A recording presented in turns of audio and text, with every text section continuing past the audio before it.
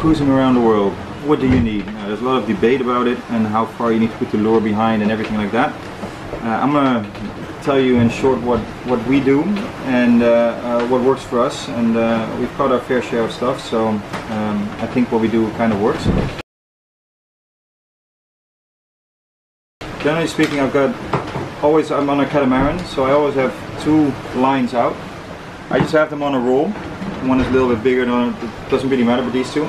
And I always tie my trolley line on the cleats on both sides of the boat. So I wrap it on there, and so if I catch something, the cleat will hold it, because I mean it can hold up to a couple of tons. So I'm quite sure that even I could pull in a whale, but no, the line will break before that. Because we're trolling from behind the boat, I generally have quite strong line. This line is the first line I bought. This I bought in Cunha. It's a 1.2 millimeter line, and it's quite strong. It should be able to hold 80 kilos easily. And this is what I've been using actually since Spain with the Williams lure. This is actually one that's blunt, but there's also ones that are a little bit more round. Those are my 2 favorite lures. I've been using them the whole time. One is a purple like this, and the other one was a green, orange and yellow lure. And with those we've caught almost everything you can catch, from mahi-mahis to tunas to jacks to Spanish mackerel, etc. But I was taking a risk because these lines do get bitten when you catch mackerel. So the lures, I tie them to this little swivel. And why? Because then I can change quickly the lure. If I want to put another lure on, I can put it on quite quickly. This is a professional one because it's a swivel that turns, and it's got 2, so it'll never stand hooked. It will always rotate around. These are essential, and what is also essential are these kind of clamps to make sure that your line does not slip, and the knots that you put it on. So how far behind the boat do I put my lures? I've had them from Spain to the Caribbean, one at around like 40 meters and the other at around like 70 meters, and we've caught on both lines. We've caught mahi-mahi, tuna, jacks, Spanish mackerel, mahi-mahi, barracuda, etc. So that kind of works. When I was in Aruba, I upgraded the gear now, and the reason why was that the ladies wanted bigger fish. So I bought a bigger lure. Blue-white is the favorite at this point in time in my room. A bigger hook, you can see it. And what I also did is I put an iron line between the lure and the wire, because if you catch such things as mahi-mahis, barracudas, etc., their mouth will just snap the line if you're unlucky. Now this one, I just bought it, and the first time we used it, I used it one day and I used it for 2 hours. I didn't catch anything, so I was really disappointed.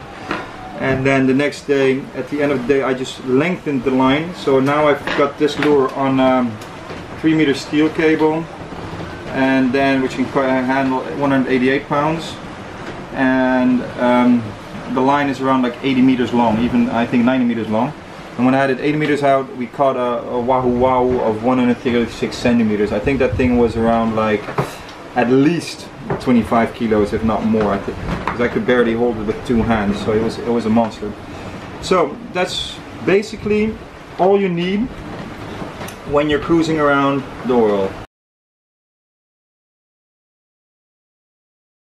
So I have several lures. I like the purple, blue and the yellow, green, orange octopus. I generally like them more with the rounded head like this one.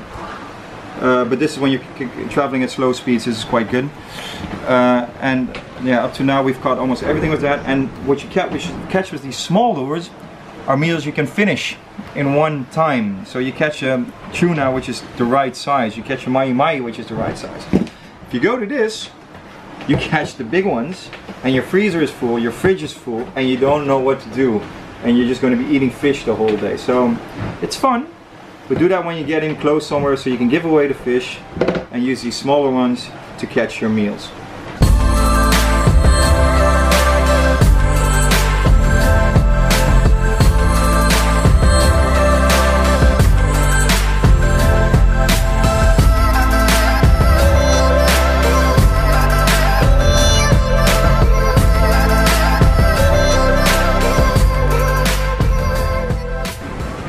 Alright, quick preparing to fish on when cruising around the world, I thought I needed 2 books. I bought 2 books, The Cruising Handbook of Fishing.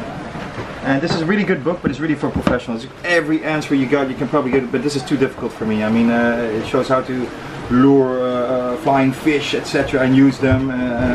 Basically, every question you have is in here, but this is for professionals. But if I have a question, I'll probably look it up here.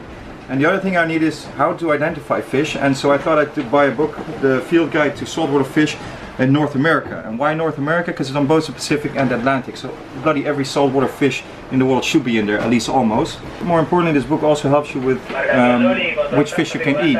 Like for example, we caught a jack, and but then this jack we caught near the Caribbean, and it has been associated with ciguatera poisoning. Yeah, so we caught that fish. I mean, I put it in the fridge, and I used it as bait to catch smaller fish with my kids. But we weren't going to eat that. We couldn't take that risk, even if we caught it in the middle of the ocean. Once you catch the fish, you get it on board. Now, you always keep the tension on the line, and you just pull on the fish on board. What I generally do is, once I have it on the deck, if I use a small lure, generally I have a proper normal size fish, and I can put my hands on it, and we lift the gill, and we pour alcohol in the gills. It sedates the fish immediately and generally kills it. And what you can also do is, when you lift the gill up, you take a knife. I use a glow or one of those fillet knives, and then you can just cut the gills. There's like these membranes, and you just cut them. There's a white part, you just cut it, and you chop an artery in that way, and the fish will bleed to death really quickly. And you can do it on both sides, and it also keeps the meat nice and nice and tender. So I've got the fillet knife, and I've got the saw, which I call the saw. And why do I use this? Well, I just use it to cut the head off, and it just goes straight through the spinal cord. And then I have the head off, and then I gut the fish, and it's really simple. I mean, you just do it once, and you'll find out that it's quite simple to do. So I have these 2 knives. Now, that's all I've been using for the small lure fish, right? So you get mahi-mahis of up to 1 meter. You can do that. You can do it with your hands, no problems whatsoever. You don't need gloves and so forth. Now, once you go to the bigger lure, like I showed you, then you start needing gloves, because when you've got the steel wire that you want to get in, you can't hold it with your hands, so you use gloves to get it in. I just use normal garden gloves. You can get whatever you want. That's all up to you. Now, to hit the guy on the head, I've got this one, the bonker. Hit it 3 times, that's fine.